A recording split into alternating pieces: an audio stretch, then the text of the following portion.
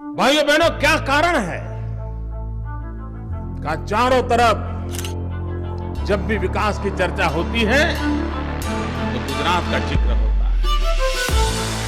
Gujarat, in the last 2 decades, has accelerated its overall economic development. It is a land whose destiny has been shaped by trade and commerce. For a state that's seen an average growth rate of 11% over the past 2 decades, Gujarat clearly knows how to do business. Gujarat has been a pioneer state. Gujarat stands out different and perhaps better than anywhere else in the country. जहाँ देखो Gujarat model, Gujarat model, Gujarat model, Gujarat model. Gujarat में भैया अदानी जी को 1 रुपये का 1 metre जमीन मिलता है। Hi everybody, the Gujrat elections have been in full swing since 1st of December 2022, and with Gujarat being one of the most important states of India, the political warfare between the biggest parties in the country has been nothing short of insane. Hundreds of crores have been spent on both publicity and propaganda, lots of blames and claims have been made, and very sadly, the mainstream media coverage of the elections has been a complete mess. And instead of educating the citizens on how to assess a state's performance and how to choose the right candidate, the entire focus of the media has been on Hindu-Muslim and all kinds of propagandist debates which make no sense at all. Which is why we decided to pull up our socks and do what Indian media must be doing, which is to educate you and give you a framework so that you can go on to assess the performance of the state government of Gujarat. So in this case study, let's keep aside the Hindu-Muslim debate and actually try to understand what exactly are the most important metrics to analyze Gujarat's performance. Is BJP's marketing of the Gujarat model really sensible, or is it just high-grade propaganda? Where did BJP do well and where have they done a terrible job? And most importantly, as citizens of India, what are the most important and authentic sources to help you cut through the clutter and actually analyze your state government's performance? So if this video makes sense to you, please share this episode with as many people as possible. This video is brought to you by Kuku FM, but more on this at the end of the video. To analyze Gujarat, we first have to understand the most important parameters that can give you a very clear idea about the progress, management and welfare of a particular state. In this case, the 3 parameters that you must consider are: number 1, what is the financial status of the state, as in how well is the state government managing the revenue. Number 2, how is the government making the state more and more conducive for new industries to be built. And lastly, what do the social indicators of the state say about the condition of poor in that particular state. So let's start with the first pillar, which is financial status of Gujarat and how well has the government managed its revenue. For this, my primary source is none other than this RBI document, which was published by RBI about 3 months back. So unlike newspapers and other media houses, this document is by far the most trustworthy source of information you can find on the internet. And here, we have 3 important terms that will give you a great idea about the finance of Gujarat. These terms are: number 1, government debt to GSDP ratio, interest payments to revenue receipts, and lastly, we have the revenue deficit. Now these names and terminologies might sound very complex to you, but don't worry guys, I'll explain it so simply that even a 10th standard kid will be able to understand. So pay very close attention to this. The first indicator is the most simple of all, which is government debt to GSDP ratio, or government debt to gross state domestic product. So let's say the Gujarat government has 100 crores in debt and 500 crores in GDP. Then the debt to GSDP ratio is 100 divided by 500 into 100, which is 20%. Now is this good or bad? Well, if you look at this graph, this horizontal line represents the indicative targets of the 15th Finance Commission. In this case, this line lies between 33 to 35%. If this is very clear to you, let's have a look at where Gujarat stands. You see, while Bihar, Rajasthan, Kerala are the worst performing states with debt to GSDP ratio of 38.6%, 39.5% and 37%, Odisha, Maharashtra and Gujarat are the best performing states with a debt to GSDP ratio of 18.8%, 17.9% and 19%. So Gujarat being at 19%, this is a green flag. And by the way guys, Bihar, Rajasthan and Kerala are in such a terrible condition that RBI actually had to release this document to specifically warn these states about their finance. So if you belong to any of these states, please keep an eye on your state's finance. Then we come to the next metric, and that are interest payments to revenue receipts ratio. This is again very simple. You see, just like we take home loans, even the government takes loans for building bridges and doing other works. So if the government collected 1000 crores from all streams of revenue and it has to pay 400 crores in interest for the loans that it has taken, it means interest payments to revenue receipts is 400 divided by 1000 into 100, which is 40%. So if 400 crores of your tax revenue is only going into interest payments, what does it mean? It means that the government will have less money to invest in productive domains like infrastructure and development. So the more this number, the worse it gets. Now, according to RBI, this number should be ideally less than 10%.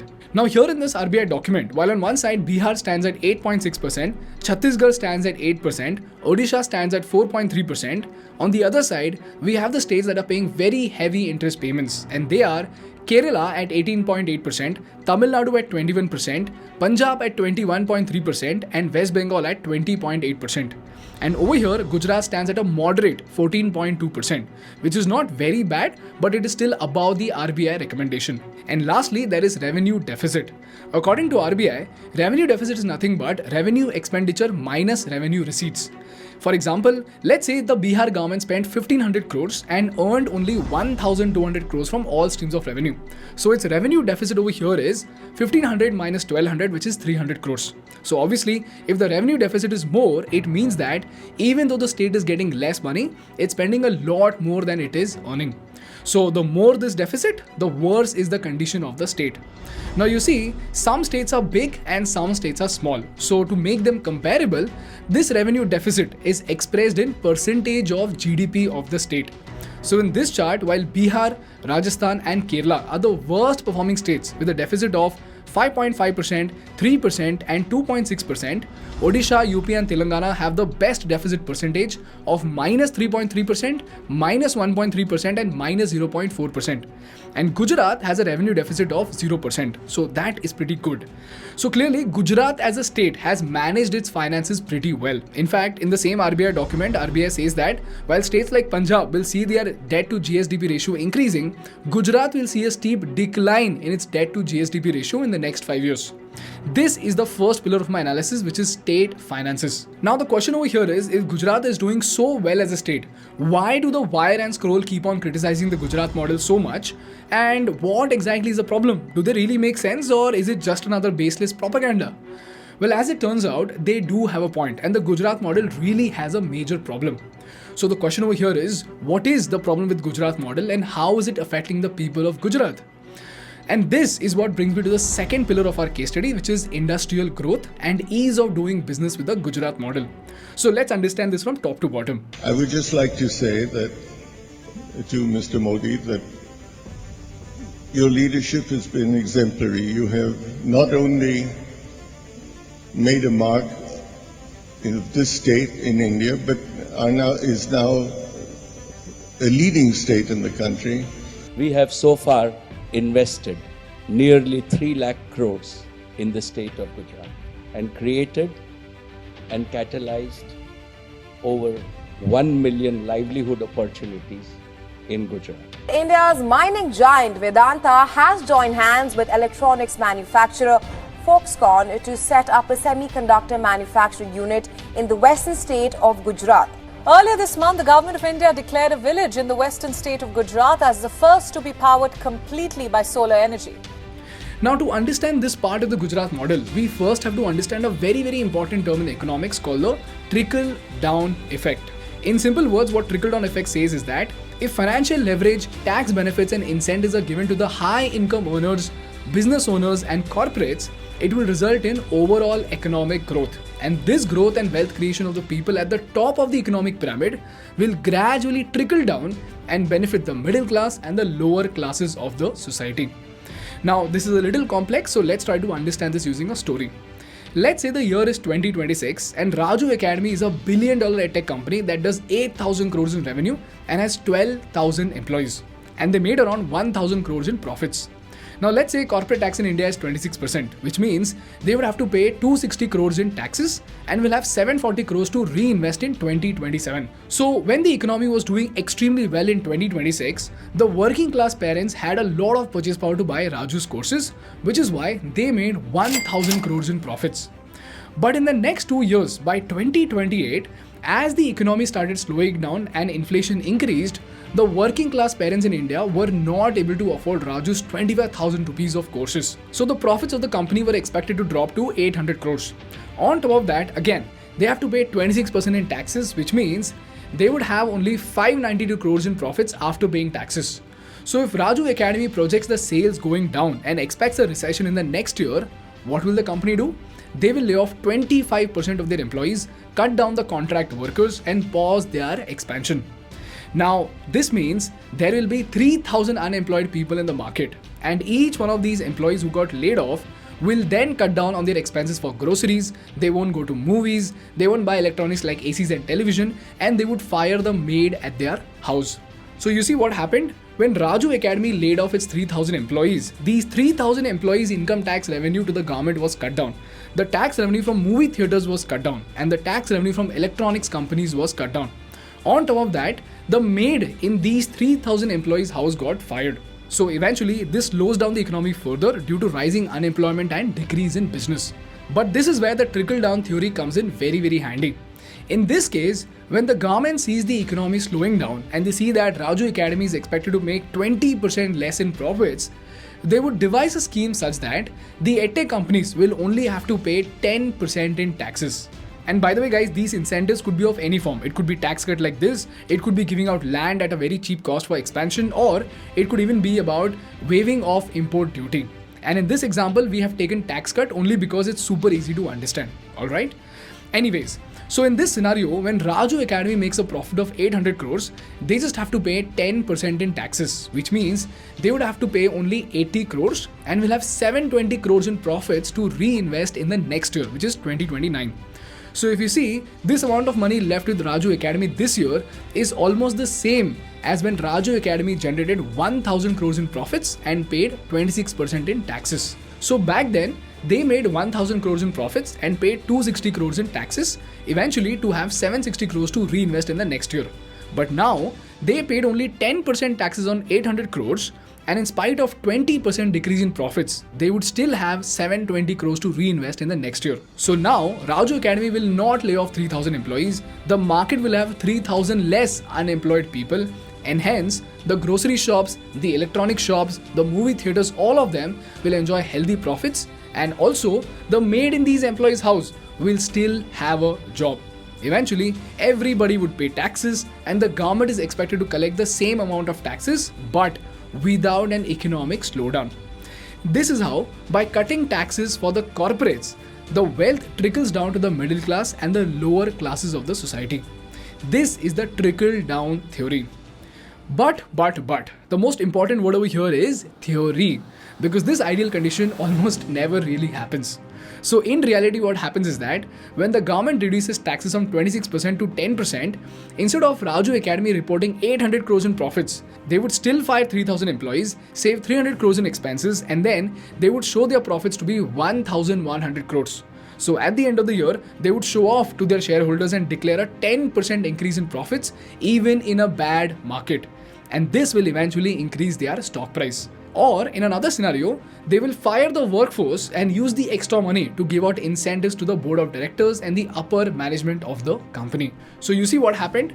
At the end of the day, the market still has 3,000 unemployed people. They've lost the purchase power to buy electronics, movie tickets and groceries. And on top of that, the maids also got fired. So now, while the board of directors are enjoying their incentives, the middle class and the lower classes of the society are suffering. And this is what creates wealth inequality, as in the rich gets richer and the poor have gotten poorer. So according to the Wire and Scroll, this trickle-down economics has failed in Gujarat. So if you look at Gujarat subsidies and tax cuts, it's absolutely crazy. In 2022, the net state goods and service tax reimbursement to large industries was up to 75% of the fixed capital. From 1990 to 2006, Gujarat gave out a total sales tax subsidy worth 500 billion rupees. That is about 50,000 crores. Then, Gujarat government had even given out a soft loan of 584.82 crores to Tata Motors in 2018. And this loan was given at a simple interest rate of just 0.1%. This is because the company decided to relocate its nano car plant from West Bengal to Gujarat. And then in 2022, for semiconductor manufacturing, a 75% subsidy was given on the purchase of the first 200 acres of land for setting up the manufacturing units. This is how Gujarat has incentivized and cut taxes for the biggest industries in the state to turn Gujarat into an industrial ecosystem. As a result, all these hundreds of industries have created a ton of employment in Gujarat. This is the reason why Gujarat is consistently ranked among the top 3 states in India with respect to ease of doing business. This is also one of the most important reasons why Gujarat's GDP has grown at a rate of 10% from 2001 to 2013, and now it's expected to grow at 17.4% this fiscal. Now, even considering the pandemic slowdown in 2021, this is very, very good. And the fun fact is that Gujarat alone accounts for 18% of the entire country's industrial output and 30% of India's total exports in 2021 and 22. So firstly, this brings us to the conclusion of the second pillar of our assessment, which is industrial growth and ease of doing business. And undoubtedly, Gujarat has done a phenomenal job here. So let's put a green tick here. And now let's move to the dark side of Gujarat and trickle down economics, which are social indicators. As a first-time voter in Gujarat, what are your issues? Education for all. The Shakti Nagar school is one of the 700 government primary schools across the state which runs with just a single teacher. अभी महंगाई देखो, डब्बा पहले तेल का कितने का आता था? ये बीजेपी की गवर्नमेंट में क्या भाव है? उठा के देखो, गरीब इंसान तो मर जाता है बेचारा, मजदूरी वाला वो नहीं कमा के नहीं पूरा कर सकता है वो। बीजेपी है ही नहीं, सिर्फ हवा है। 27 साल से पर लोगों को नहीं पता नहीं बीजेपी कर क्या कर रही है। लेकिन सवाल सिर्फ इतना ही है कि ये किस्मत अस्पताल की सिर्फ तभी क्यों चमक रही है जब प्रधानमंत्री नरेंद्र मोदी का दौरा होने वाला है। You see guys, Gujarat, in spite of being one of the richest and the fastest growing states in the country, the criticism that opposition media has put forth is that in spite of so much wealth flowing into the state, the social indicators of Gujarat are not so good. And this is a fair point. So let's have a look at 3 of the most critical social indicators of all, which are education, healthcare, and wages. Firstly, let's start with education. According to the annual survey of education report in 2018, less than 55% of the class 5 students from the government schools of Gujarat could read class 2 level textbooks, and only 18% of the children in government schools could do mathematical division in class 5. In 700 government schools, there was only one teacher for class 1 to 8 to teach all subjects. And this is because even though NEP 2020 recommends the state to spend 6% of the GDP into education, Gujarat's education expenditure has been less than 2.5% of its GDP, and that too since the past 20 years. So clearly, they are doing a terrible job with education. The second pillar we have is healthcare, and according to the Handbook of Statistics on the Indian states, infant mortality rate in Gujarat was 25 for every 1,000 live births in 2019. This placed Gujarat at the 12th position among other states and union territories. Secondly, the 5th round of the National Family Health Survey of 2019-21, it showed that the rate of stunted children has not reduced compared to the findings of the previous round of data collections. And this stunting or impaired growth among children is a consequence of poor nutrition. And at the same time, the number of underweight children in Gujarat has actually increased. This clearly states that undernourishment is a rising problem in Gujarat in spite of high economic growth. This is again because even though the state government is expected to spend 3% of its GDP into healthcare, Gujarat spends less than 1% of its GDP on health. So again, clearly, the state needs to up its game with healthcare. And lastly, we come to worker wages. For this, you need to have a look at this chart. And here the most striking feature is that except 2 or 3 states, all other states declare a shocking low minimum wage, which ranges from about 10,000 rupees per month to as low as about 7,000 rupees per month. And Gujarat is one of these states with a very, very low minimum wage of merely 9,438 rupees per month. Secondly, even though agriculture is one of the most important sectors of the state, for September 2022, Gujarat stands at the 2nd lowest rank for male worker among the 18 other major states. And the daily wage for male workers in Gujarat is only 244 rupees per day. In fact, the national average itself is 344 rupees per day. Now you tell me guys, what can you buy for 244 rupees? Let alone food and shelter. If someone falls sick at home, the medicines themselves might cost 1 week of their income. And similar is the case with women's wages. So clearly, the government needs to up its game and increase the wages of its workers. In fact, recently the government of Gujarat proposed a 25% increase in minimum wages. But the Gujarat Chamber of Commerce and Industry has completely opposed the government and has even blackmailed them with moving to other states. So clearly, what the wire and scroll say about trickle-down economics is kind of true. which is, although corporate tax cuts and incentives have increased the wealth of the state and the rich, it has not effectively percolated to the poor, which is why we have to put a red mark here. And more importantly, you as people of Gujarat need to understand that the government is to spend more on education, healthcare and increase worker wages. Otherwise, what will happen is the rich will get richer and the poor will get poorer. This is my brief analysis of the state of Gujarat. Now, after I give you the study materials, please read through those documents and decide for yourself which candidate is good for you, which candidate is bad for you, what are they promising and what exactly are they doing. But before we move on, I want to quickly thank our partners of this episode, and that is Kuku FM. If you're someone who wants to learn more about the greatest political leaders of India, you can listen to the audio show on Atal Bihari Vajpayee in your own regional language on the Kuku FM app. Kuku FM is India's largest vernacular audio learning platform with over 1000 plus hours of content library, with over 4.5 plus rating and a plethora of non-fiction content. And my favorite books in this app are The Greatest Salesman for Business and The Art of War for Geopolitics.